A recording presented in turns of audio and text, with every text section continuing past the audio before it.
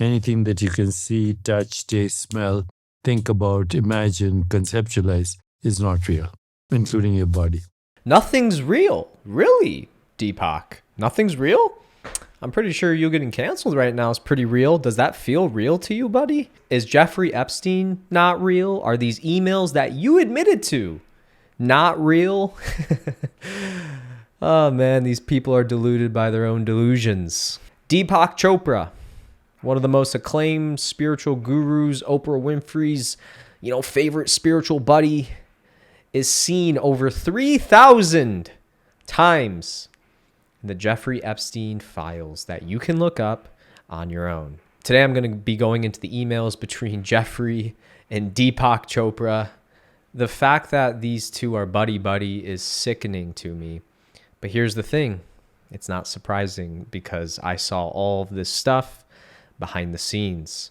For those of you who don't know me, my name's Anton. I worked in the New Age guru space, regrettably so, for nearly a decade of my life. I was the social media manager to people like Deepak Chopra.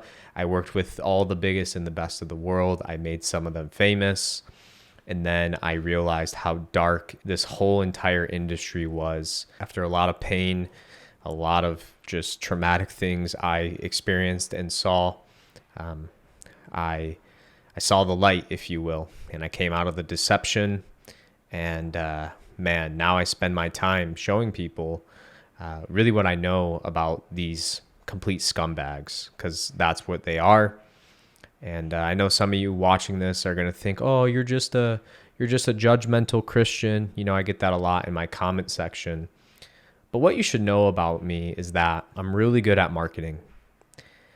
And one of the most important things about marketing is timing.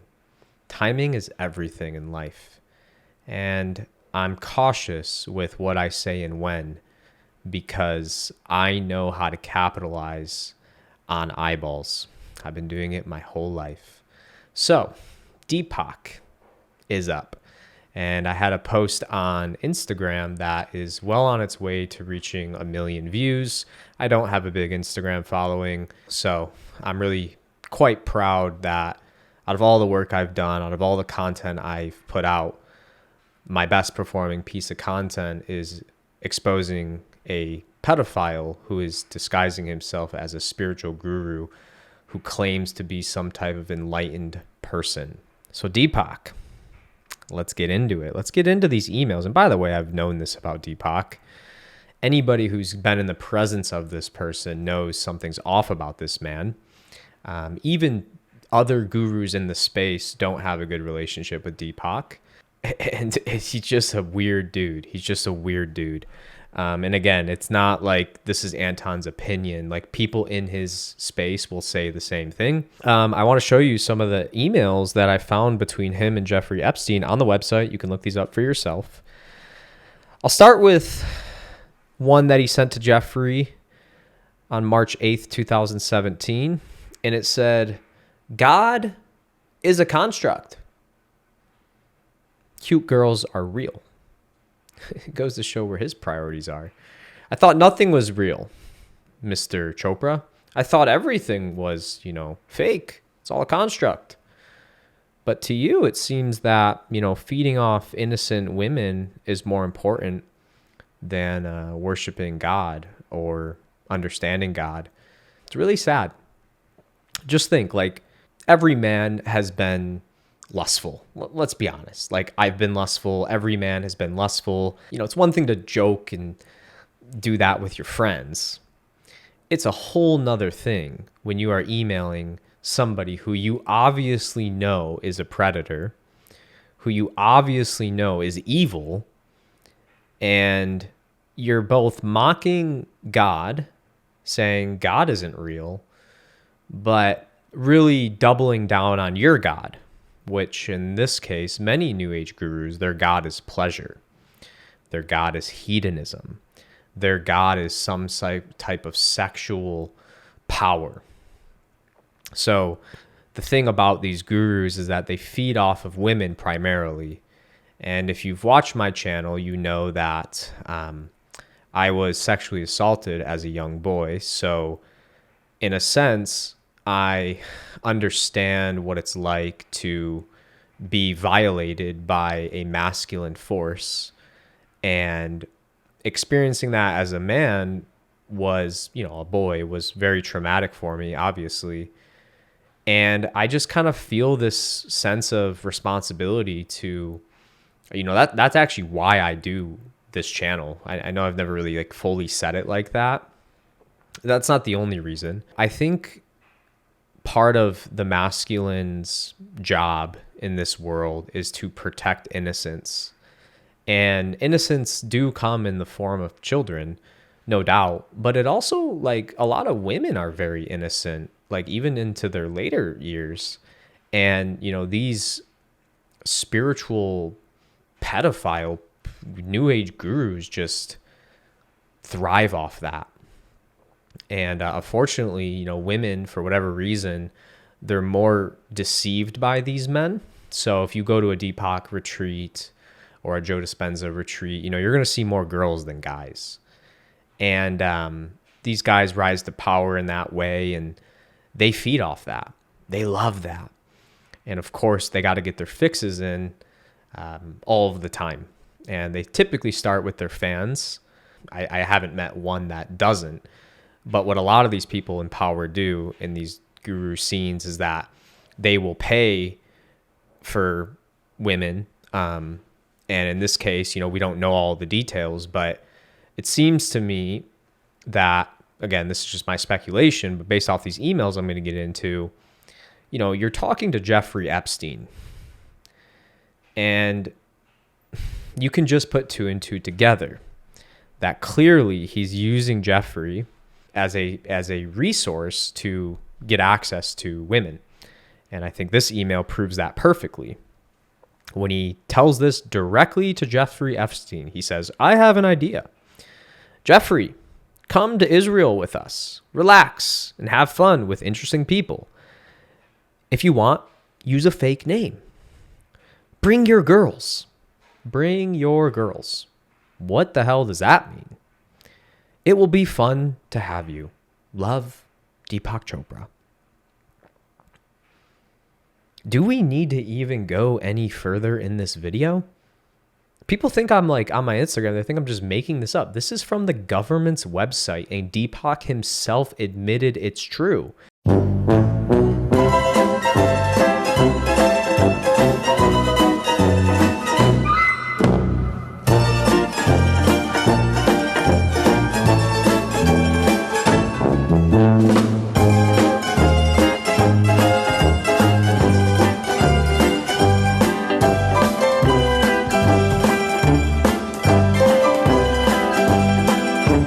This guy was engaging with, we don't even know the ages of women. It's like, I get it. Some women give consent. Like, you're allowed to, it's a free country. But bring your girls. What the hell does that mean? Jeffrey Epstein, bring your girls. Bring your girls. But this is one of the most acclaimed spiritual leaders of our time talking crazy. Bring your girls. Like, these people are seriously sick. Seriously sick. And I mean, this is just what we know. It's the stuff we don't know that will send shivers down your spine, and things I've seen with my own eyes. Now, this last one, there's over Deepak Chopra appeared in the Epstein files more than 3,000 times. These are just a handful that I handpicked through going through them manually. So there's more, but these top three were really enough for me. This one was very interesting. Okay, so first off, the subject line is Kundalini. And this is what it says. "Meet me at class at 9:30. So many hot girls, promise." I think he meant like, "There's so many hot girls, I promise." I think that's what that meant to say. And then it says, "Hari, New York City." And then I don't know what this means, but he says 30 between 6 and 7. I hope he's not talking about 30 children between the ages of 6 and 7. I don't know. A lot of this stuff is like cryptic. And then he says, "We can go to get matcha after, okay?" That sounds like something he would say. And then just this disgusting line, "Promise an abundant of young," P word, vagina, "flesh, love." Like, what? Like the guy who's teaching you about spirituality and enlightenment and love. This is ridiculous. This is somebody who's talking like a pedophile. This is somebody who is not talking like somebody who has any purity in them. Okay, and spirituality. I'm not pretending that, Deepak should have no, flaws. But this just crosses a line. Young pussy flesh? Like, what the hell are you saying, dude? And again, this is to Jeffrey frickin' Epstein, who everybody knew this guy was bad news. This is not a secret. Everybody knew that. But what I want to really talk about is the Kundalini subject line. So if you watch some of my recent videos, I actually alluded to the dangers of Kundalini. And I've talked about that in multiple different videos, but there's a lot of people who think I'm like some judgmental Christian that doesn't understand this stuff, and that Kundalini and the Holy Spirit are the same thing. So I just want to talk about that for 1 minute. I had a Kundalini awakening. I worked directly with Joe Dispenza. I used to partake in what's called holotropic breath work, which is where you pretty much do this really deep breathing for 2 hours. I used to teach it as well. And I had my Kundalini wake up through that work, wake up. And it was one of the most bizarre experiences of my life. I had these beings essentially come to me, and they put something at the base of my spine, pretty much like where my gooch is. I know it sounds funny. And it felt like somebody took a hot coal, like think of like a hot coal, and put it up against there. I mean, it was on fire. And the beings said to me, they said, if you squeeze the energy, you'll have this experience. And at the time I was working with Joe Dispenza, and his whole thing is like, trust the unknown. So that was kind of like playing in my subconscious. So I did it. And there was like just this like wave of energy that moved through my whole body. It was one of the most psychedelic, profound experiences of my entire life. And I felt this like serpent force, because that's exactly what it is. It's this snake move its way through my chakras. And I was, I don't have to go into all the details, but after that happened, my entire life went on a replay. So I started re-experiencing all the trauma I went through in my life. And I saw it through like this higher perspective, where I saw that the trauma was painful, but it was bestowed on me by God. This was what was happening in this awakening process. And I saw like things with past people that hurt me, and relationships and things I went through as a kid. And I saw how like God had orchestrated it all for me to get to this moment of awakening. This is what was going through my head. I was laughing, I was crying, I was in ecstasy. I mean, it felt like God was touching my shoulder. I mean, it was profoundly powerful. And of course, I didn't know what was happening. I just knew that this was part of spiritual awakening, so I thought.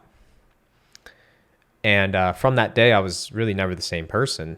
After that experience, I was high, literally high, like you would think I was on drugs for about 3 days.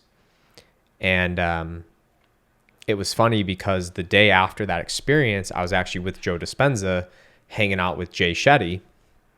And I remember Joe and I were talking, and he like gave me this funny look, because, Joe can read energy. And he was like, you got it. And I was like, what do you mean? He's like, you got it. And I know exactly what he meant. But he saw that my Kundalini was awakened. So he was giving me like his Joe Dispenza approval, like, good job, my student. And I took that as a sense of pride. Like, oh my God, look, Joe notices me. I'm so special. I remember those experiences, and I remember those days, and I was looking around in nature, and I didn't see a separation. Like when I saw Joe Dispenza, I saw myself. When I saw Jay Shetty, I saw myself. Like I was everything. I would look at the tree and I would be like, I am the tree. But it wasn't just like a thought, it was an experience. I lived in LA at the time. I remember going to the beach and looking at the sand and the sunset, and I was just like, I'm one with everything. So I thought this was for sure from God. I thought this was some type of, spiritual enlightenment. That's usually how Kundalini starts for most people, not all people. I had a much more gentle experience in terms of the side effects. But after that experience, I became incredibly intuitive. I mean, I would know things about people that would scare them that I knew without them saying a word, because that's what Kundalini does. It's a serpent force. So what's the thing about a snake? The snake is very perceptive. So the illusion of this Kundalini is that this is the deception. They say this is some internal force. Joe's language will say, there's enough life force in your first chakra to make a baby. So instead of letting that energy go out externally, you bring it up internally, and it charges your kind of nervous system. It brings this electrical signal up your spine, and all your chakras connect, and you're enlightened essentially. So that's what I thought. And as a byproduct, like I said, I got very, very intuitive. My dietary desires changed. My sexual desires changed. My sensitivity to life and the earth and everything just changed. I was like two different people. And again, I didn't think this was bad. I thought this was good. So I nurtured it. And I started having pretty much daily mystical experiences where I would do Joe's breath that he teaches, and I would like go out of my body and, have all these crazy spiritual experiences. And then, after, 4 or 5 years of this, after riding that high for so long, I started to realize that although I was like able to function, I was not functional. So what I mean by that is like, I would go to like a store, like a grocery store, or I would sit around the table with friends, and I would just be in somebody's presence, like let's just say eating dinner with friends, and I would start getting insights about them, like about their pain and their challenges and their secrets and all these things. And I thought either I'm going crazy or I'm becoming enlightened. And I was like, based off everything I was learning from these gurus, this is all part of the process. Well, long story short, I started to question if this was really from God. And that's a really long story that would take multiple hours to tell all the details. Maybe I'll go into it in another video one day. The reason I'm telling you that is because I ended up getting this Kundalini spirit casted out of me by a priest. Okay. So if something is inherently inside of you, then how could it possibly be not a part of you anymore? Like if this Kundalini was just inbuilt inside of my nervous system and I'm just activating it, how could a priest with one simple 30-minute kind of process get this thing out of me? And as a byproduct, I'm no longer intuitive. I no longer have an autoimmune issues. I no longer sense things about people. I no longer shake. I no longer have like these like weird spiritual activations that just like hit me out of nowhere. I no longer get insights about people when I'm sitting around them. Like overnight, it was like I was back to who I was pre all that bullcrap. And the thing that casted that out wasn't the priest, it was the Holy Spirit. Okay, so I learned that the Holy Spirit, which is the power of God and is God, actually has authority over the Kundalini spirit. So how do you explain that?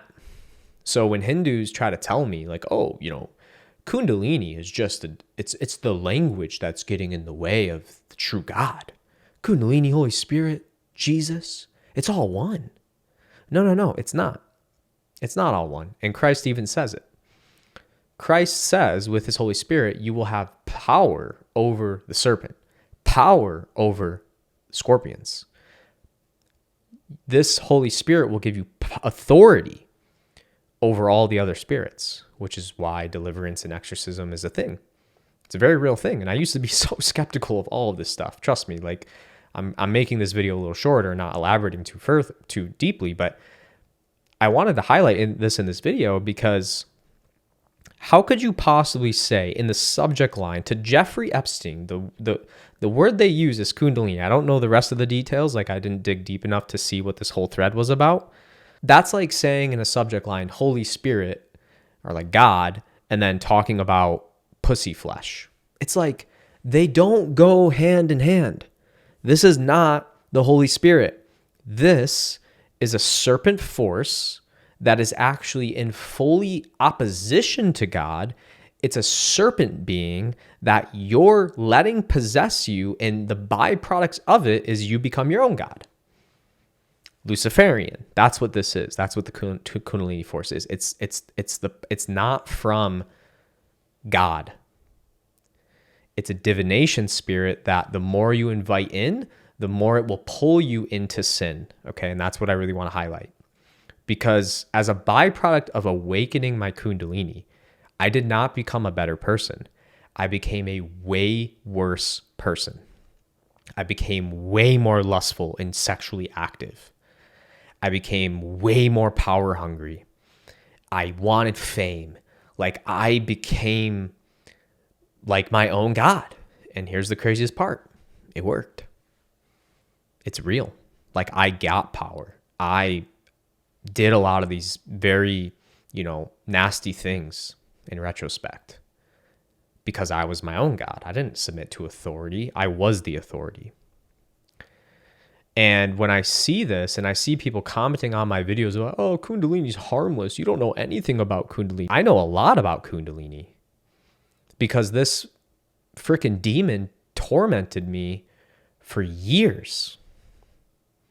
And it took me so long to figure out how to get this thing out of me. And some people never figure it out. Some people never have the grace to find a priest that understands this stuff and can cast this thing out of you. Because like, that's what you need to do, And I'm like a little skeptical of the deliverance stuff, but I went through it. So I know it's real and I don't know how to explain it. Like, it's just, this is how this stuff works. So if you look at the symbolism of a Kundalini, it's two snakes. It's snakes. Like, you should probably never trust a snake. In the first book of the Bible in Genesis, there's this snake. It appears to Adam and Eve, the first humans. God pretty much says, everything's fair game. Besides the tree in the middle of the garden, stay away from that one. Because if you don't, you'll die. I'm paraphrasing, but this is essentially what it says. But then the snake kind of makes its way into the garden.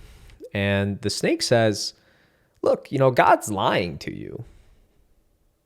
If you eat the apple, if you eat the fruit, you're not going to die. Surely you won't die. Actually, when you eat it, you will be like God. You will know the knowledge of good and evil. So Eve, unfortunately, in her blindness and naivety, ate the fruit and everything was fine. But then, this is where the deception happened. She fed the food to her husband, and her husband was a weak man. He was a coward. And he didn't protect Eve, which is the role of the masculine, which is why I'm making this video. And the world was actually fine until Adam ate the fruit. That's when the world fell. And when they ate the fruit, they realized their guilt, their shame. This is when sin pretty much entered the world. And, God is loyal. And even though they went against his design, he came right for them right away. And this is foreshadowing of Christ. And God is like, where are you? Where are you, Adam and Eve, my children? He knew where they were. He's God. But he's also a gentle God at times.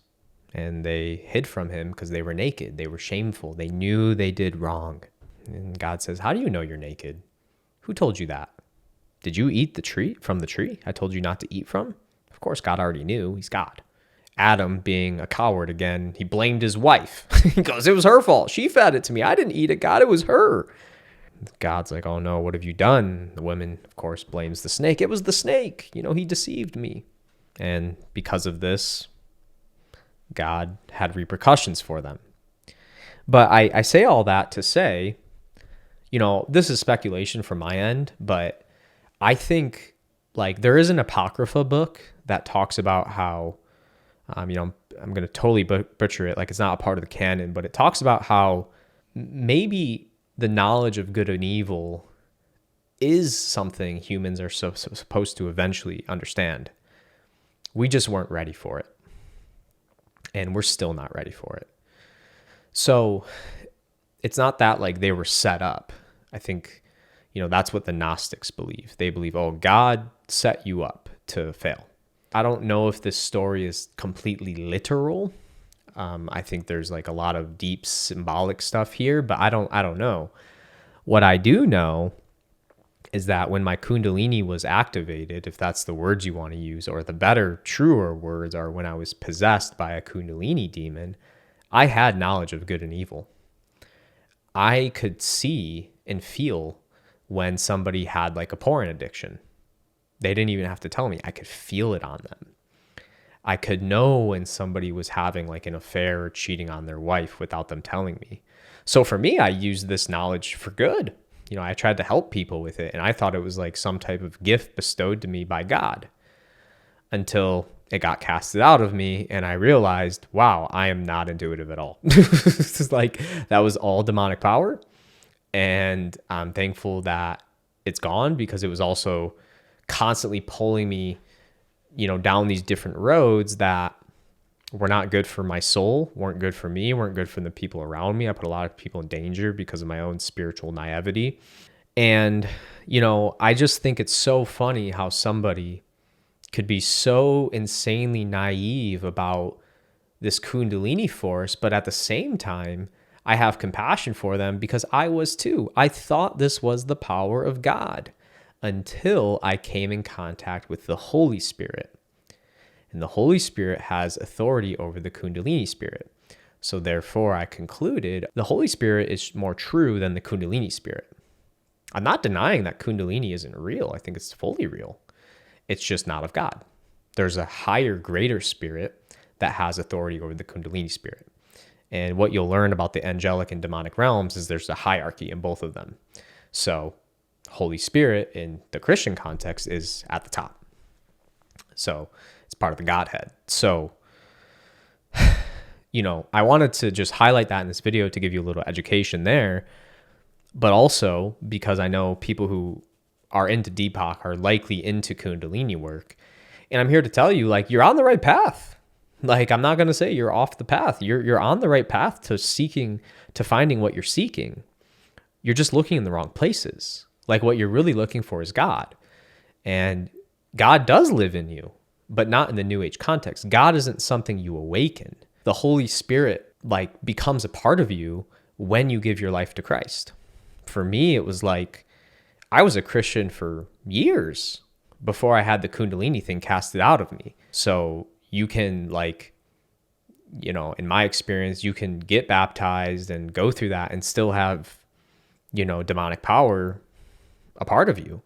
And I know, like, that's not necessarily theologically buttoned up, but that's my personal experience. And I'm not saying like my experience is the end all be all, but this is my true experience. And if there's one thing I'm committed to in my life these days, it's just being honest with my experience. So for anybody who's been impacted by this New Age spirituality, these gurus, maybe you've had some bad negative spiritual experiences, or maybe you're just completely disgusted that somebody like Deepak, who can seem like such an innocent, old man, kind man, and you just feel so just hurt that he behaves like this. I'm here to tell you they all behave like this. I saw it all behind the curtains. Every single guru you're thinking of right now who's in the mainstream, they do this stuff. They take advantage of women. They have orgies. They have affairs with their wives. A lot of them don't have wives because they have affairs with other people and their wives find out. Like, they're celebrities, they get all the girls they want. Most of them are, girls that go to their seminars and they invite them back to their hotel rooms. And in some cases, like, our buddy Deepak here, he was mooching off Mr. Epstein for his girls. This is not who you want to learn from spiritually. There are way better people, way better resources. And I'm not telling you what to believe. I'm a Christian. I believe I believe that's the truth, capital T truth, because I went so deep in the other direction and never found the answers. I was never at peace. I was never satisfied. It was like I have all these spiritual powers, but I still had like this restlessness about me. And with Christ, it's the complete opposite. I've never been at more peace in my whole entire life. I should add, like, when I should be not peaceful, but there is a real power in Jesus. There's a real power in the Holy Spirit. It has the answers you're looking for. I can promise you that. So I encourage you to explore it because it will change your life. And I mean, it will bring you so much peace. And I'm really sorry if you know you're dealing with Kundalini and you don't know what to do. Because it can be vicious. It can be very vicious force. And it's very seductive too, because it's not like pitchforks and knives. If evil was so malevolent, why would you ever trust it? You wouldn't. Evil has to disguise itself as good. That's how the enemy works. The enemy makes you question God's design. That's exactly what the serpent did to Adam and Eve in the garden. God said you would die if you ate the fruit. No, surely you will not die. You'll just become your own God. Yeah, but you'll lose your soul in the process of that because you are a human. You're flawed. You are not meant to be God. You don't want to be God. That's way too much responsibility for a human. That's why you need Jesus. I just hope that this video helps at least one person wake up from this BS that's dragging you into a spiritual hell that will not bring you happiness, will not bring you joy. It might bring you pleasure, but it's temporary. If you want real peace, if you want real love, not synthetic Kundalini love, because that's the thing about these demonic spiritual forces is like they're very synthetic. It's like they feel holy almost, but it's just there's like a magic trick behind it. It's just like synthetic. There's just something phony about it. And then you come in contact with the Holy Spirit and you say, oh, wow, this is what I was actually looking for. And you don't get it by your own works. This is a work of grace, and it will happen as a byproduct of your faith and seeking. And Christ says, once you seek, if you look for him for all your heart, you will find him. I sure did. And, he comes for you first, at least in my experience. That was my experience. And as he came for me, I started coming to him, and then I rejected him, and then I came back, and then I rejected and came back. It was a process. I didn't become a Christian overnight. I was going to church for years before I accepted Jesus because I still had theological things I couldn't get answered fully. And then I found different versions of Christianity and, some of the more older understandings. And I said, now it makes sense. Now it makes sense. So, stay away from these people. That's my advice. Stay away from these people. There's really nothing they can give you that's good. And Christ says you'll know them by their fruits. So Deepak's fruits are sour. And I can assure you all the other New Age gurus' fruits are sour too, because I knew them personally. So, be careful with this stuff, and hope this helps somebody. See you on the next one. God bless.